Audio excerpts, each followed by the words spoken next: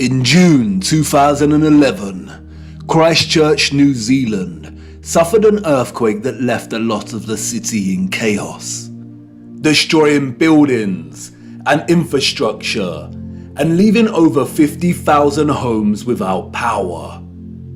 As a result, there were collapsed houses, ruptured water mains, flooding, and fires due to disrupted electrical lines. Due to the strong ground motions and intense shaking, part of the city experienced a strange phenomenon known as soil liquefaction. Sand boils emerged from asphalt roads, toppling and sinking cars, and causing boulders to fall from hills, resulting in more home damage.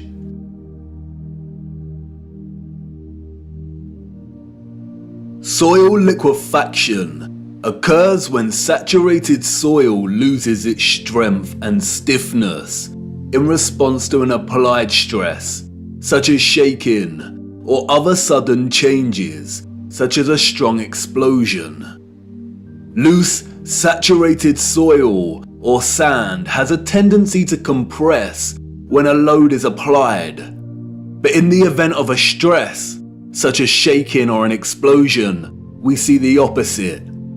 The soil tends to dilute, and the result is treacherous quicksand or quick clay.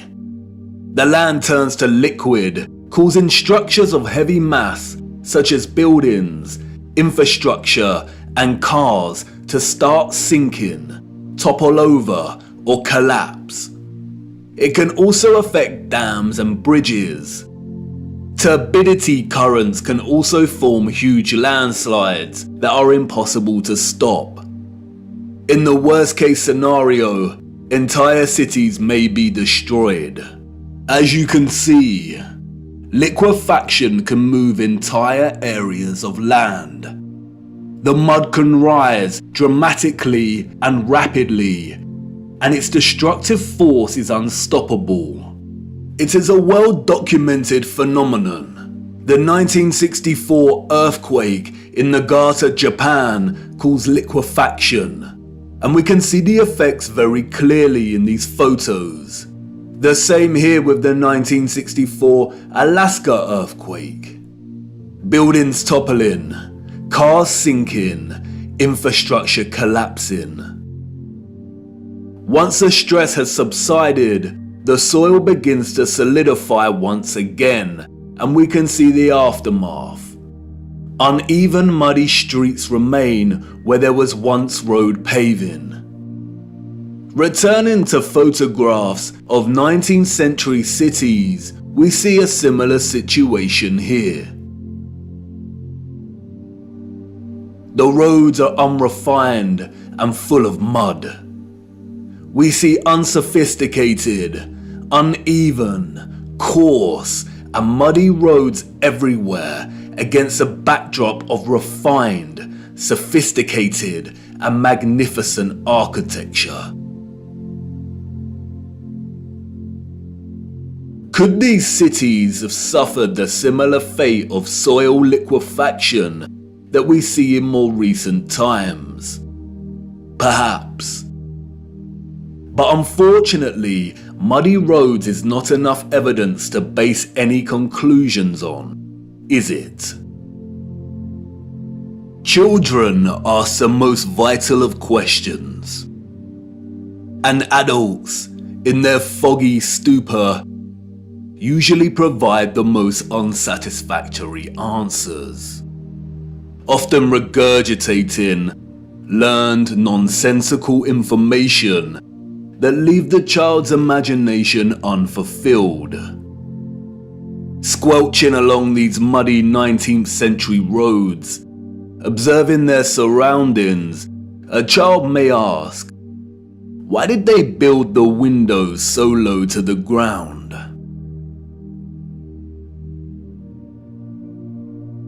And what an excellent question. Yes, why indeed did they build windows on ground level? For you see, the people we see in these photographs, sadly, did not build this architecture. And maybe some of them, at some point in their busy day-to-day life, ask the exact same question. We see it everywhere. Windows at ground level.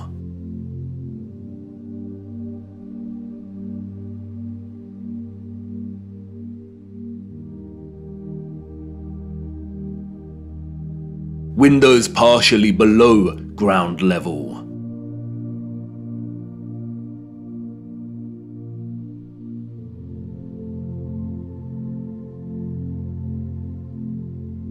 First floor entrances raised from the ground level.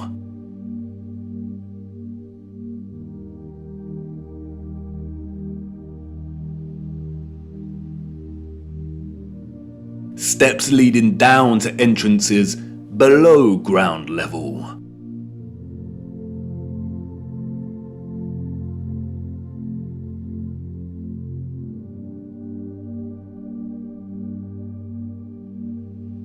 We can find this in almost every major city across our realm. In both old photographs and when we walk in the streets today. And what does it tell us?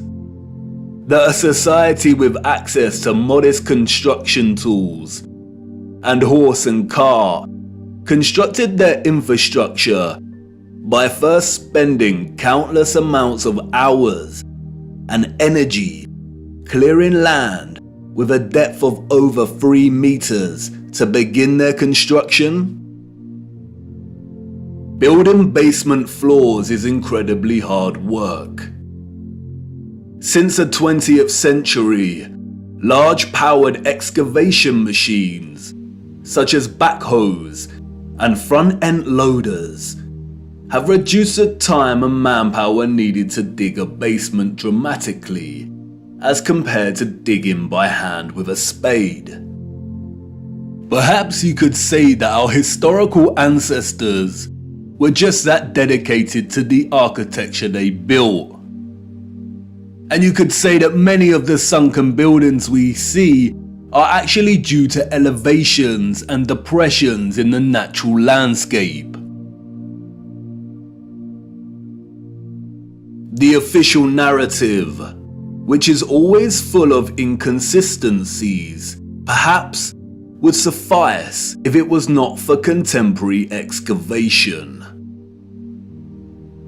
When we look at photographs such as this, it immediately dawns upon us that what we are seeing are windows and doors 2 to 3 meters below the ground surface.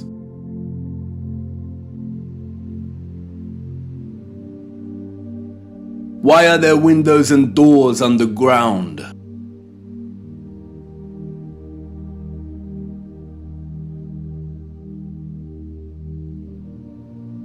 What is this that we see in our cities? Natural soil accumulation over time?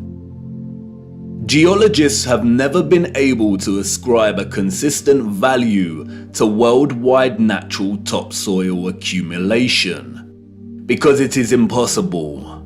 Some regions of our realm experience consistent topsoil accumulation, whereas other regions actually experience consistent erosion. Many historians and archaeologists have noted that many cities over the centuries have been destroyed through war, and natural phenomena such as earthquakes, volcanic ash, and flooding.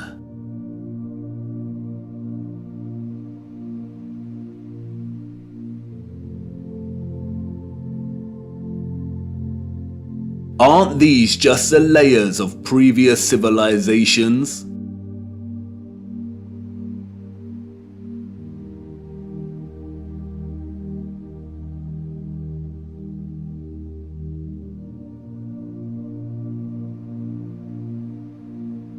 No, they are not. We see over and over again whole floors of buildings consistent with the architecture existing above the layer of ground.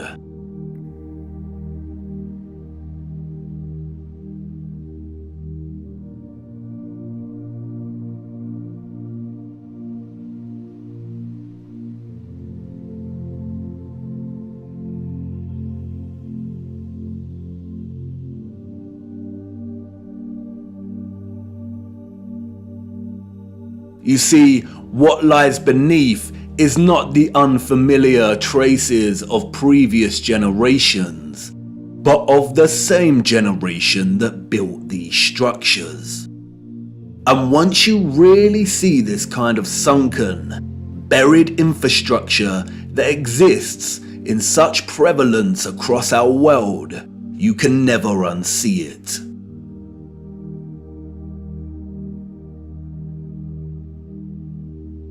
We see that the foundations of old churches are actually the original first floors with consistent entrances and windows.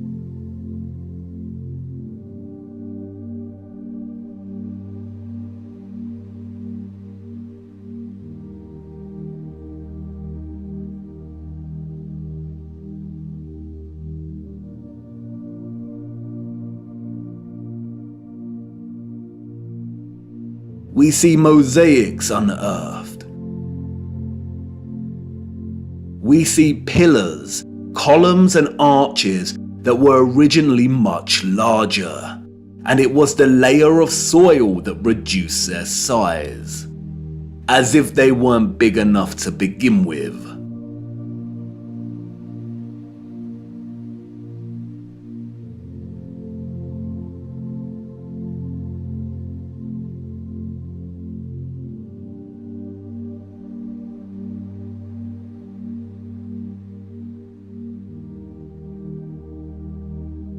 And like with the 1964 earthquake in Nagata, Japan, we also find many so-called ancient structures that are leaning.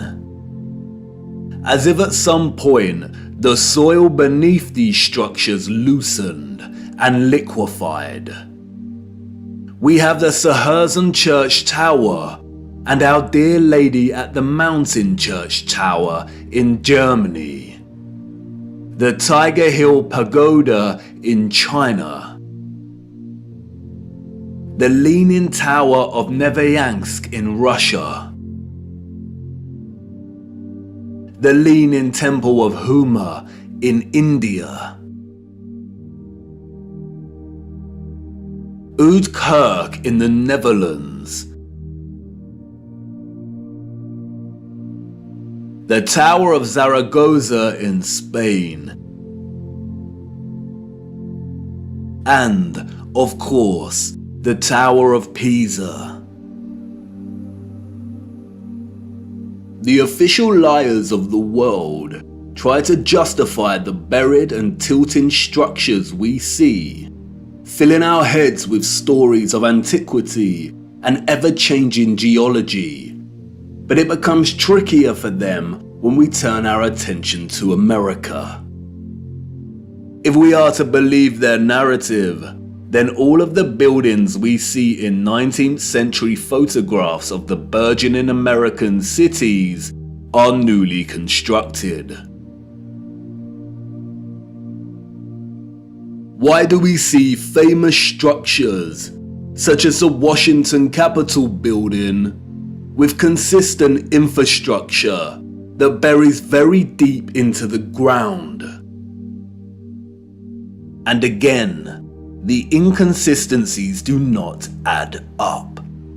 Why would an underdeveloped people waste resources, energy, and time constructing the foundations of the Capitol building to be consistent with the column style we find above the surface?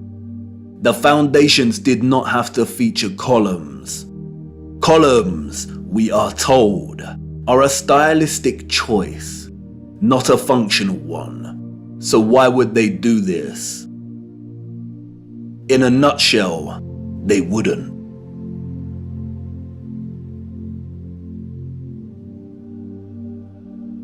We see images that suggest that the people of the 19th century were actually concerned with moving a lot of the vast amount of mud we see, leveling the ground and excavating existing structures.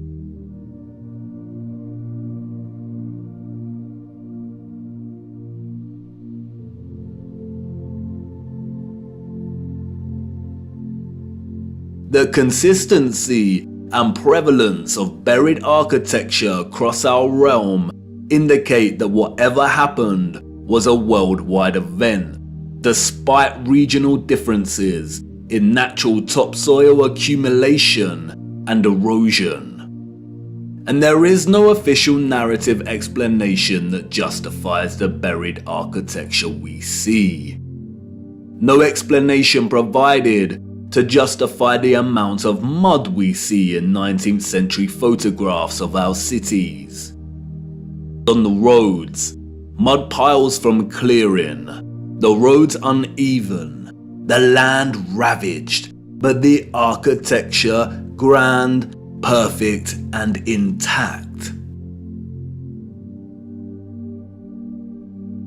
Applauded by literary scholars for his use of fog as an opening simile and metaphor to paint a portrait of London as a corrupted hub amidst burgeoning industrialization, many often overlook that Charles Dickens's 1852 novel Bleak House actually opens with a different image.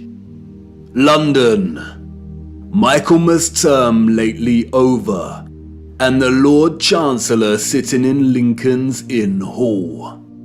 Implacable November weather. As much mud in the streets as if the waters had but newly retired from the face of the earth. Liquefaction caused havoc across Christchurch and the Garter. But these were isolated earthquake events, and only portions of each city were affected. It is not possible for there to have been huge, simultaneous earthquakes around the world during a similar period. Or is it? Even Wikipedia tells us that liquefaction can occur naturally or artificially, from an earthquake or other sudden change in stress condition.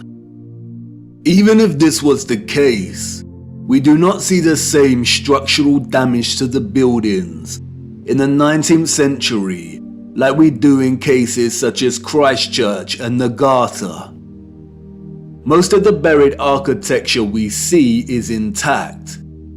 It is either sunken or the ground level has been raised at least 3 meters, sometimes in a uniform manner, and other times partially buried in rolling mud hills, as if there were huge landslides. The strange case of the buried architecture provides the following conclusions: that what lies beneath are not the remains of previous civilizations.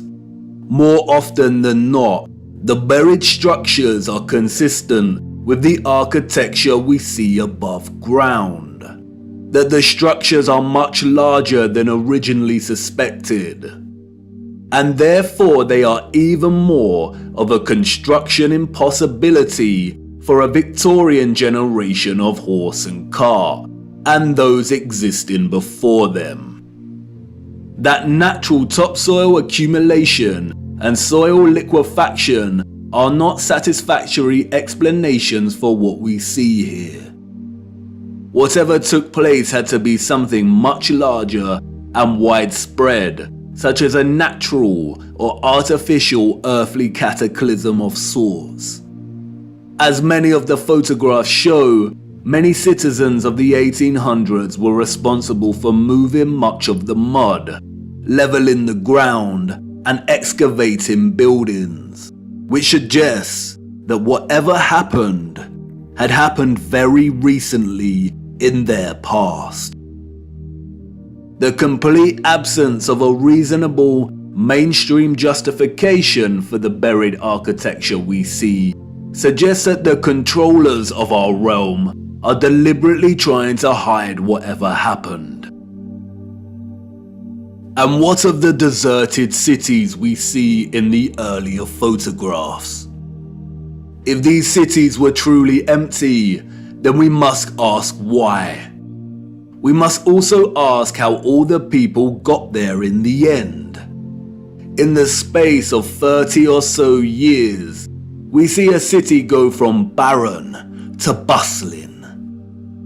Interestingly, it is Charles Dickens and 19th century literature more generally that offers some clues. Two central themes run throughout 19th century Victorian literature. That of marriage and female chastity, and that of orphans and adoption. Many of the fictional characters we've come to love over the years are orphans. We have Oliver Twist and Pip from Great Expectations. We have little orphan Jane Eyre and Heathcliff from Wuthering Heights. We have Mowgli from The Jungle Book, Cosette from Les Miserables. We have Heidi, Rapunzel, Peter Pan, Snow White. We have Tom Sawyer and Huckleberry Finn and Anne of Green Gables. And these books were of their time, as far as orphan prevalence goes. The only issue is that these novels romanticize the orphan as a figure dislocated from society by default, and therefore pave their life's path as one of unforeseen opportunity. This was not reality. The theme of marriage and chastity that we find in so many 19th century literary works, such as those by Jane Austen, the Brontes, George Eliot, Dickens, Thomas Hardy, Leo Tolstoy, Victor Hugo and more, was nothing more than carefully disguised, well-written propaganda, with the sole purpose to solidify and justify a social value framework that would separate children from their mothers. Children born outside of marriage or wedlock were regarded as illegitimate, meaning they did not have a legal status. Illegitimate children was a serious stigma throughout the 19th century. The majority of employers would not hire women with an illegitimate child. Many unwed mothers with illegitimate children ended up without a home, in poor health, starving, exhausted. Their only place of refuge would be the workhouse, where they would carry out the most unpleasant duties. In some places, women with illegitimate children were singled out and had to wear a special uniform, which alerted everyone to their status as an unmarried mother or fallen woman. As a result, a vast amount of orphanages and foundling institutions were established. This is the London Foundling Hospital that was very active in the 19th century. Look at the size of it. Charles Dickens was obsessed with this place. Inspiration, they say. The official narrative tells us that an estimated 4,500 women handed over their children to this huge building. But this was just one institution. Wikipedia gives us a partial list of over 64 orphanages that were founded in the UK during the 19th century. The list is only partial. The peculiar case of the vast amount of parentless children in the 19th century is well documented by many researchers. And most of them agree it is almost impossible to establish figures that really do justice to just how many orphans there were during this period. Their footprint did not enter the record books. It formed in the mud and was then washed away. It wasn't just the UK. This was a worldwide phenomenon. New York City had 4 foundling asylums alone that processed thousands of children annually. By the beginning of the 20th century, Italy was reporting 32,000 children per year. Spain and Portugal were reporting 15,000 annual foundlings. Before 1860, 374,000 recorded infants were processed by the asylums in Milan, Naples, and Florence alone. Historian David L. Ransell states that Moscow was receiving between 16 and 18,000 infants annually by the 1880s, and sending over 10,000 of these each year to outlying villages for care. In 1882, there were all told 41,720 foundlings from the Moscow home, living with 32,000 foster families, scattered throughout 4,418 villages. A dozen villages had over 90 fosterings each. One thing that is often overlooked is that there were a series of laws passed in the 1800s, making it almost impossible for unwed mothers to keep their babies. The 1833 Poor Law Reformation introduced bastardy clauses that shifted the entire responsibility for the illegitimate child onto the mother.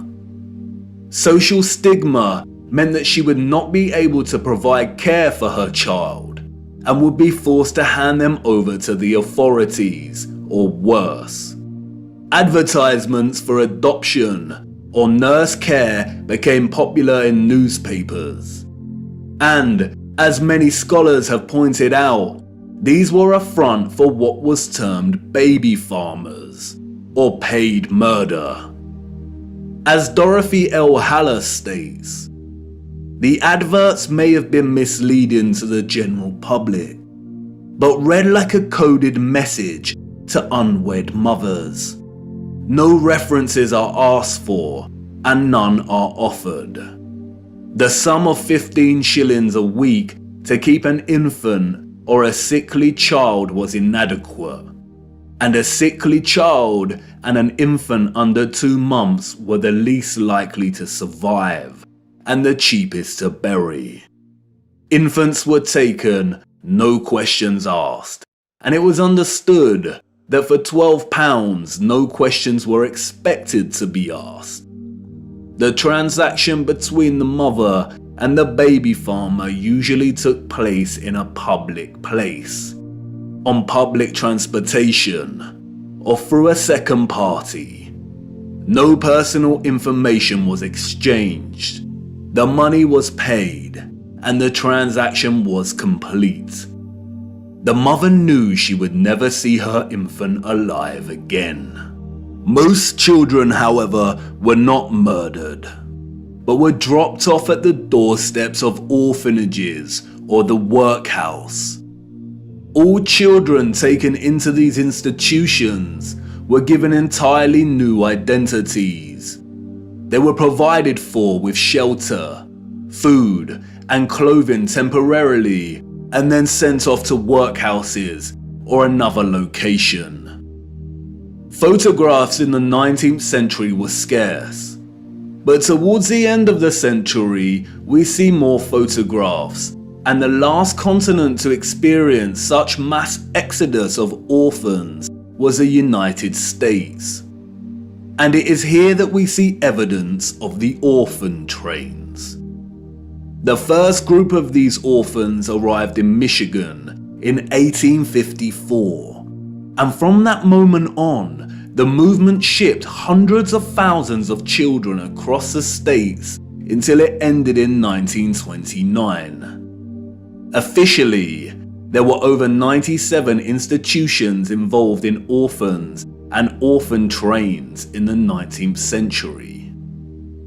And again, this was not just the United States. Annie McPherson will go down in history as a woman who scammed more than 100,000 foundlings and shipped them from the United Kingdom to Canada, New Zealand, and South Africa, and even to the outer edges of the earth in Australia, so that they could be sold into child labour.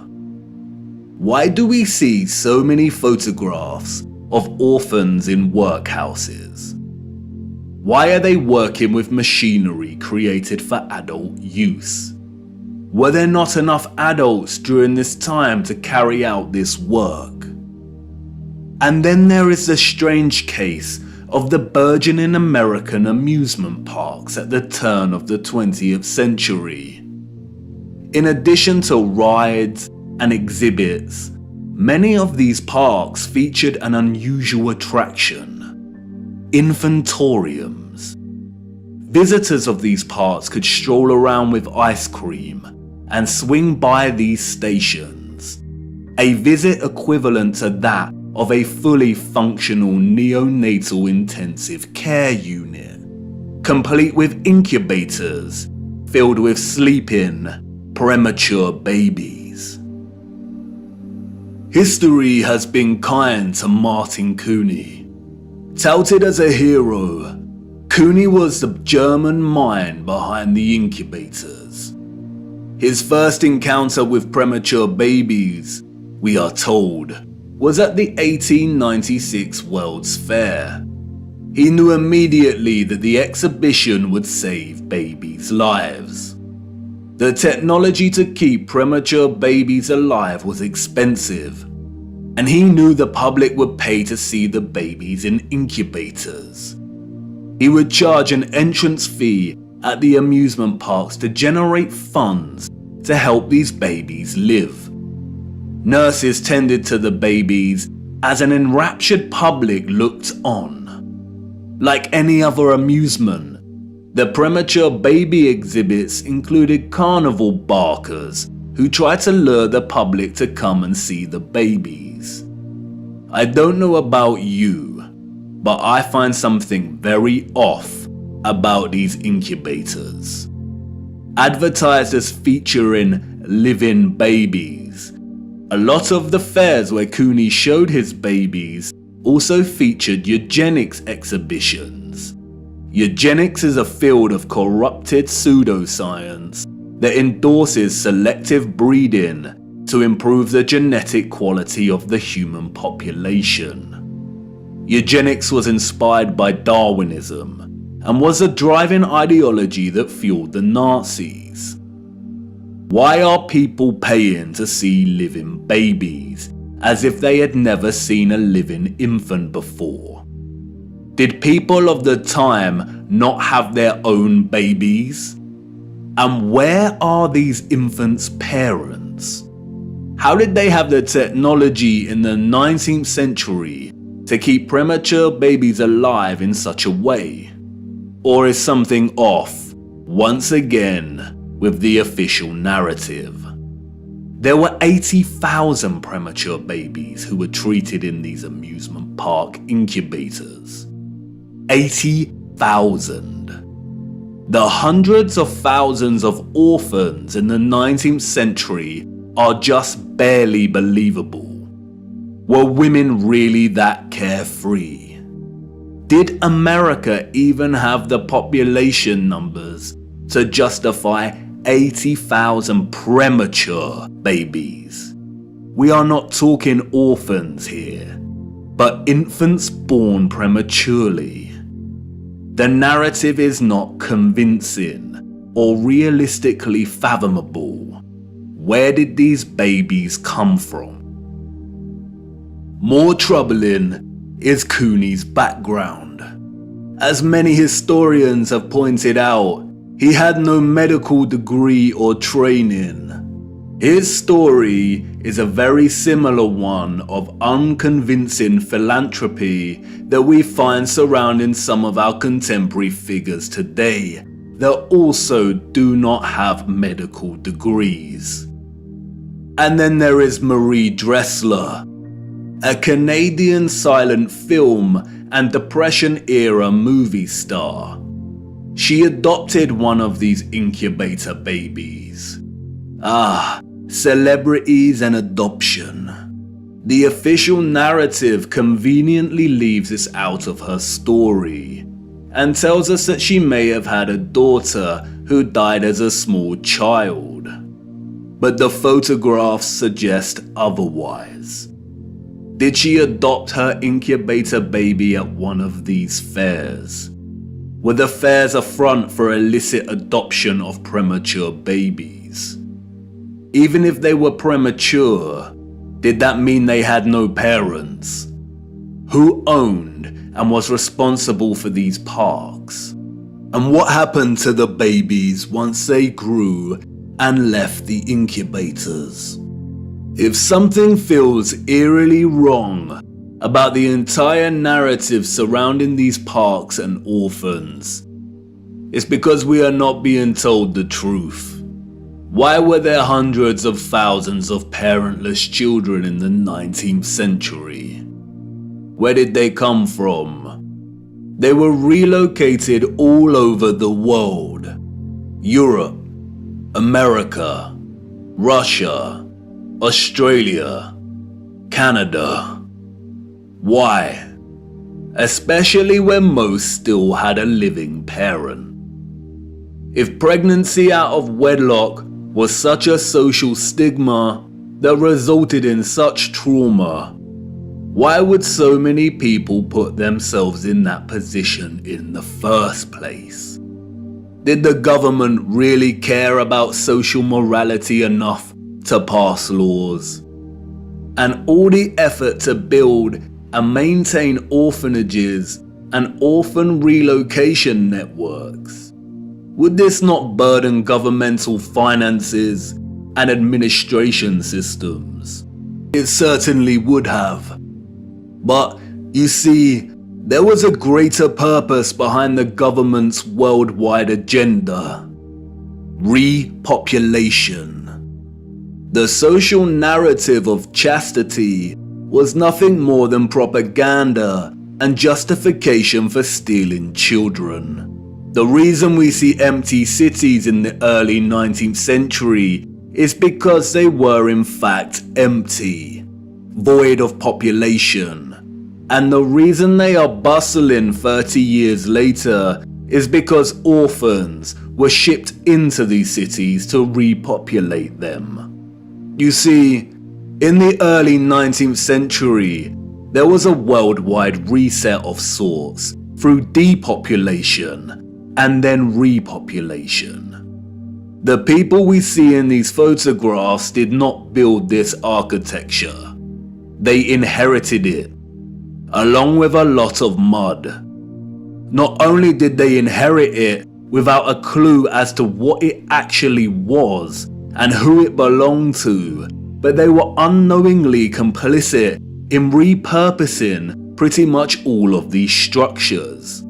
I know, none of this is making much sense at the minute. You are probably wondering why on earth these cities were empty and full of mud.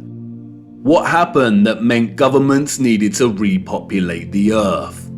And I know what you're thinking. This is all very intriguing, but what does this have to do with flat earth?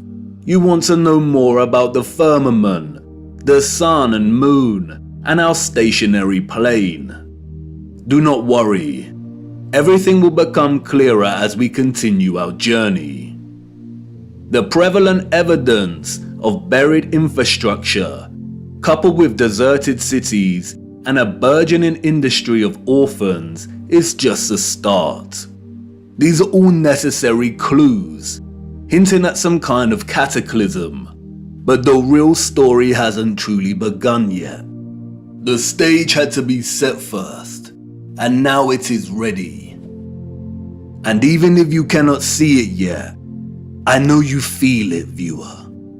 The deserted cities, the buried architecture, and orphans all signal a looming darkness. There is a great black cloud in front of us, and I won't lie, we are heading right into the heart of it. And like I said before, we do not have much time. Come on, it's time for me to honor my promise and take you back to the future.